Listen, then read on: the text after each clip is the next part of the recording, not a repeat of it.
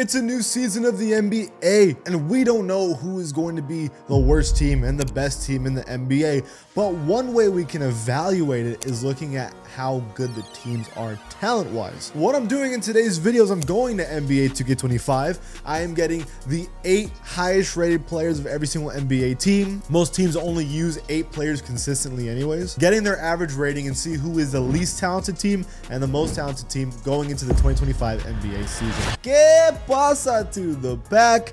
It is Pack here. If you like that kind of content when it comes to NBA 2K25 and rosters and ratings, please join the pack and subscribe. Let's start at number 30 with the Brooklyn Nets with a 77.8. This is surprising to me. I think there's a lot of teams that are low-key worse than the Nets. Cam Thomas and Nicholas Claxton are tied as the best player on the team. This team is going to be bad, no doubt, but that bad where they're the worst in the league? I would definitely argue the Wizards, Pistons are arguably worse. Cam Thomas, we know when he can. I mean, he averaged 22 points per game last season, and we know that now that he's a #1 option on the team, he's probably going to average 28 or something like that. Nicholas Claxton, we know, is a great defender. Cam Johnson averaged 16 in Phoenix. Dennis Schroeder's a good veteran. Bogdanovich is a good veteran. Oh, you know what? Now I remember why they suck.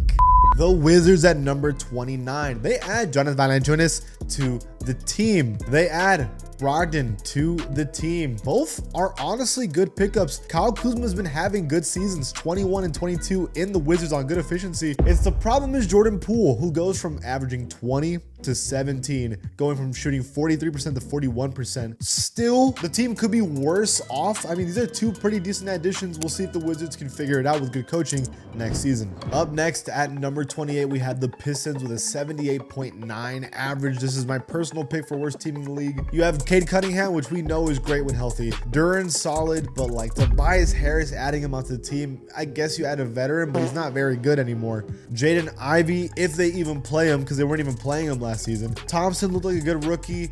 Stewart, we know, is good when playing well. There's some stuff here, but I'm going to be honest with you. In terms of talent and fit, they're probably the worst team in the league. This was a surprise to me. At number 27, the Jazz with a 78.9. Lauri Markkanen, we know, is fantastic. Back-to-back seasons averaging 23 and 25. Pretty good years for him. Sexton stepped it up last year, averaging almost 19. John Collins averaging 15. Walker Kessler's a really great defender. Keontae George is only going to get better every year. He's really, really good. Jordan Clarkson, 20 points per game, 17 points. I'm honestly surprised the Jazz are this low. Now, in fairness, the Western Conference is stacked, but would you really say they're the worst team in the West? I don't think so. At number 26, it is the Raptors with a 79.1 average. I think this is a case of a team that is necessarily getting worse. It's just that everyone else is getting better. Scotty Barnes genuinely had a good year last year, averaging 28 and 6 on good efficiency. Emmanuel Quigley's solid. RJ Barrett's been solid. He's been getting better every single season. Damn, RJ Barrett averaged 50% from the field last year. What the heck? It's not that the Raptors suck, it's just that everyone else is just better. But I think the Raptors are no way worse than this next team. The Hornets at number 25 with a 79.3. Yeah, right there, better than the Raptors. LaMelo Ball's fantastic. Brandon Miller had a good rookie season. Miles Bridges coming back from his suspension, still averaged 21. There's good pieces on the Hornets. I just have no confidence in their front office for them to be able to make a playoffs. No way. This is going to be a long process for the Hornets, for their guys to get a little better and older, for them to even be close to being a playoff team. This is another team that's really going to be struggling this year, is the Bulls with a 79.3. We know Zach LaVine can put up numbers. I mean, he had 27, 25, 24, 24. Man, he's been in Chicago for a while, but he's been getting worse and he's been getting injured. Kobe White had a good year last year, averaging 19. Vucevic is getting older. They add Josh Giddey, who was pretty bad last year. Lonzo's been hurt for what, 2 years now? I mean, Io's pretty decent. I think they're going to have a pretty bad year. They're probably going to be one of the worst teams in the NBA, right there with the Pistons. The Blazers at number 23 with a 79.8. DeAndre Ayton actually had a solid year last year, averaging 57% from the field, 17 points, 11 rebounds, good defensive numbers. Jeremy Grant always has been consistently decent. Simons had a good year last year. Denny Avdija had a good year last year, and they add him to the Blazers. Robert Williams III, when healthy, has always been one of the better defenders in the league. Shaedon Sharpe averaged 16 last season. Scoot Henderson has a really high upside for the future.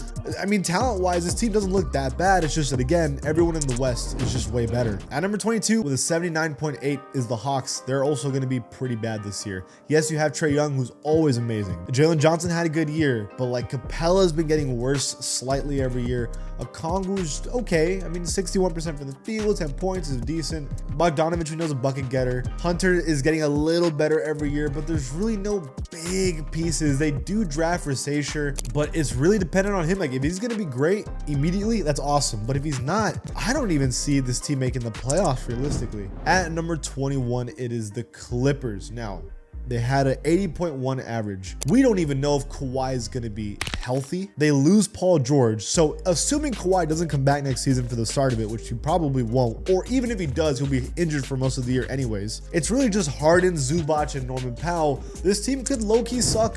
For the San Antonio Spurs at number 20 with an 80.3. This could be an exciting year for the Spurs. Wemby's only going to get better this year. Chris Paul, I mean, his entire game plan is going to be give it to Wembanyama. So that already is a huge upgrade for the team. The cell is only going to get better. I mean, average going from 17, 19 to 20 on better efficiency every season is exciting. Keldon Johnson's, I mean, he had a 22-point game season. He's only going to get better realistically. You add veterans like Harrison Barnes, I see no way the Spurs are going to be worse than last year. That's for sure. The Warriors all the way down here at 19 with an 80.9 average. You can kind of see why. You still have Curry, who's still one of the best players in the NBA.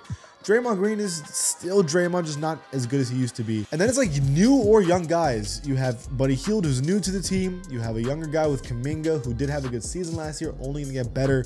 But a lot of question marks with the Warriors. Like, are the veterans gonna keep being good? Are the young guys gonna step up? I have no idea if the answer is yes for either of those questions. For the Miami Heat at number 18 with an 81 average, this is the same team it's been for a while, except they've added Terry Rozier last year, who honestly had a good year last year. I think they have the best coach in the NBA realistically. They have a bunch of veterans. They have young guys. I think they're never a team you can count out. They're going to be good again. At number 17, we have the Magic with an 81 rating. This is probably the most improved team last year. Banchero's only gonna get better. Wagner's only gonna get better. Suggs will only get better.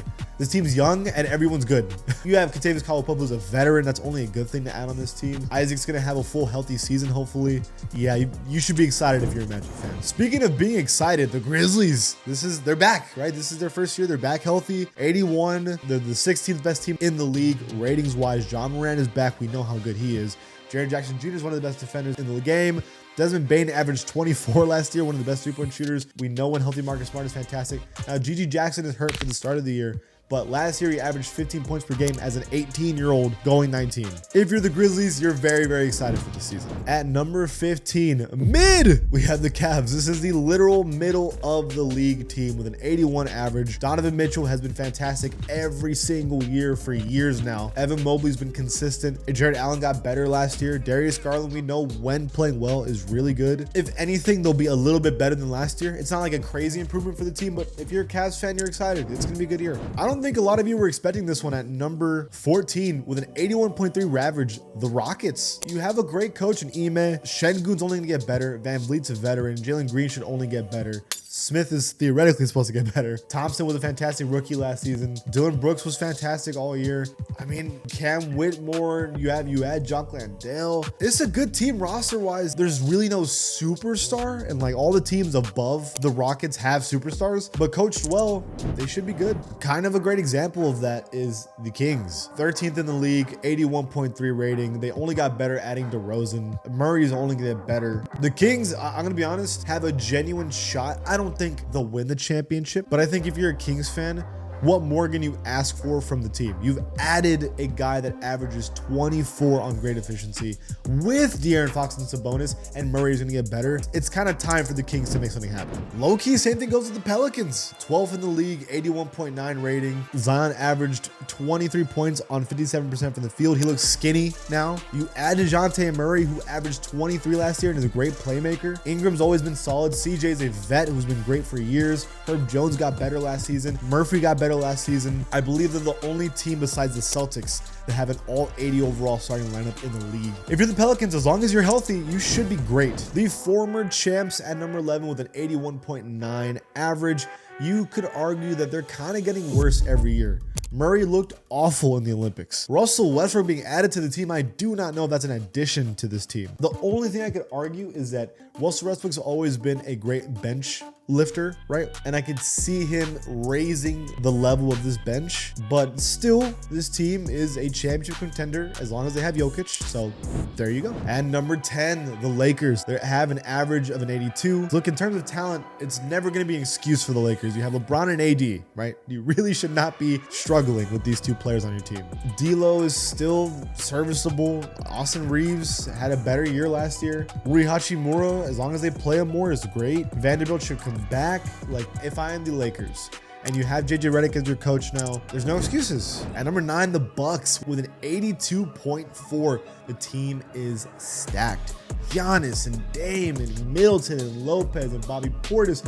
The only problem last year is that they were hurt. But if they're healthy and they figure out their defense, they should be winning championships. At number 8, it's the Timberwolves with an 82.4 as well. Anthony Edwards is only going to get better. Karl-Anthony Towns is already good. Gobert's Defensive Player of the Year. Now, did the team necessarily get better in the offseason? I wouldn't say so. I do like Rob Dillingham, but he's going to take a while to develop. At the end of the day, Anthony Edwards, he's going to get better. At number 7, we have the Philadelphia 76ers with an 82.4. Joel Embiid has no excuse. It's time to win championships. You are an MVP caliber player every year. Tyrese Maxey was awesome last year. 26 points on 45% from the field. Paul George is Paul George still, averaging 23 last season on good efficiency. Kelly Oubre was good. Andre Drummond is a surprise for the team. Martin, Gordon, Lowry, all veterans that have proven to be good throughout their careers. If you're the 76ers, there's no excuse. I'm kind of surprised this team is all the way this high. At number 6 is the Suns with an 82.5. The issue with this method I'm doing is that it only counts the top 8 players, right? So that's why the Suns are so high, because you have so much talent on your top 3. The issue is with the Suns is that their depth sucks. With O'Neal, Morris, Bol, Kogi, not very good depth on this team. So if we did this where if it was the top 15 players, they would be a lot lower. But because we're doing top 8, they're this high. I saw a stat that Kevin Durant hasn't made it past the second round since leaving the Warriors. That needs to change. Top 5 at number 5, the Indiana Pacers with an 82.5. This team made it to the finals in the in-season tournament, and that kind of made everyone pay attention to them like, yo. Then they made the conference finals. Adding Pascal Siakam was a 2,000 IQ play from the team. Tyrese Halliburton is one of the best playmakers in the league. Turner had a great year. The team is young and has depth. I'm surprised at this high, but I'm not surprised that they're good. The team that made the NBA Finals last year at number 4, 82.6 average, the Mavericks with Luka Doncic, who is going to be an MVP caliber player for the rest of his career. Kyrie, which we know is Kyrie. They added Klay Thompson to the team, which when healthy is one of the best three-point shooters of all time. Daniel Gafford was fantastic last season. Derek Lively was fantastic last season. PJ Washington was fantastic last season. And their depth, the Dante Exum, who played very good. You have the opportunity to go to the finals again. Is this enough to beat the Celtics?